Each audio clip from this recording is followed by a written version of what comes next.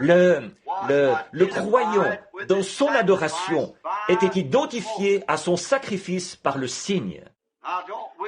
Je ne veux pas trop m'attarder sur ces petits passages. On pourrait passer tout un service rien que sur l'un d'entre eux.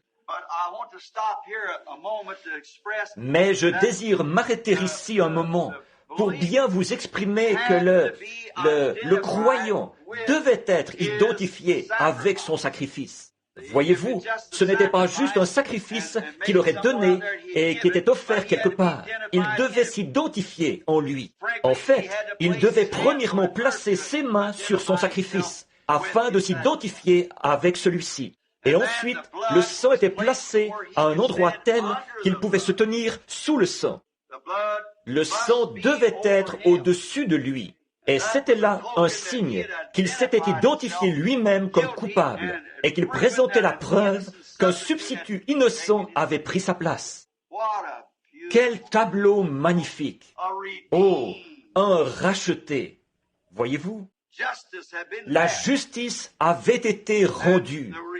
L'exigence de la sainte justice de Dieu avait été satisfaite. Dieu avait dit, « Je réclame ta vie ». Quand la vie eut péché, un substitut innocent prit alors sa place. C'était une bête ayant du sang, pas une pomme ou une pêche. Cela devrait rendre la semence du serpent parfaitement claire pour chacun. Il s'agissait de sang. Et ce sang, qui ne pouvait pas sortir d'un fruit, est sorti d'un substitut innocent. Et la vie s'était retirée à sa place. Et le sang était un symbole que la bête était bien morte et que le sang s'en était retiré. Et l'adorateur, appliquant le sang sur lui-même, montrait qu'il était identifié dans la rédemption, parce qu'il s'identifiait lui-même avec le sacrifice, en se joignant lui-même au sacrifice. Et le sang servait de signe. Comme c'est merveilleux. Quel tableau cela fait.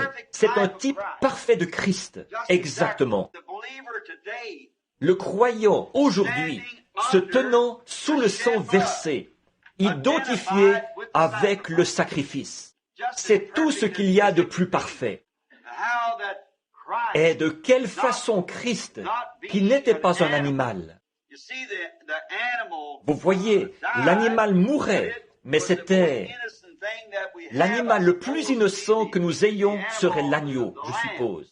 Lorsque Dieu voulut identifier Jésus-Christ, il l'identifia à un agneau. Et lorsqu'il voulut s'identifier lui-même, il s'identifia à un oiseau, à une colombe. Or, la colombe est le plus innocent et le plus propre de tous les oiseaux. Et l'agneau est le plus innocent et le plus pur de tous les animaux. Ainsi, vous voyez, lorsque Jésus fut baptisé par Jean, et la Bible dit, et il vit l'Esprit de Dieu comme une colombe descendre sur lui. Par conséquent, s'il s'était agi d'un loup ou de n'importe quel autre animal, la nature de la colombe n'aurait pas pu se marier à la nature du loup. La nature de la colombe ne pouvait pas non plus se marier à aucun autre animal que l'agneau. Et ces deux natures se sont unies. Elles pouvaient alors s'accorder l'une avec l'autre. Maintenant, voyez-vous la prédestination? C'était un agneau lorsqu'il s'est présenté là. Voyez-vous, c'était un agneau lorsqu'il fut apporté. Il était un agneau. Il est né un agneau. Il a été élevé comme un agneau. Voyez-vous? Par conséquent, voilà le seul genre d'esprit véritable qui peut recevoir la parole, qui peut recevoir Christ. Les autres essayeront. Ils essayent de l'obtenir, de placer l'Esprit de Dieu sur un loup.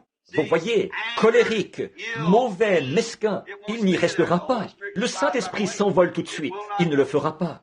Que serait-il arrivé si cette colombe était descendue et qu'au lieu d'un agneau, un autre animal s'était tenu là? Elle aurait rapidement pris son envol et s'en serait retournée. Voyez-vous? Mais, ayant trouvé cette nature avec laquelle elle pouvait se fusionner, cela a tout simplement fait un. Et alors la colombe conduisit l'agneau. Et remarquez, elle mena l'agneau à l'abattoir. Or, l'agneau était obéissant à la colombe. Voyez-vous? Peu importe où elle le menait, il était prêt à y aller.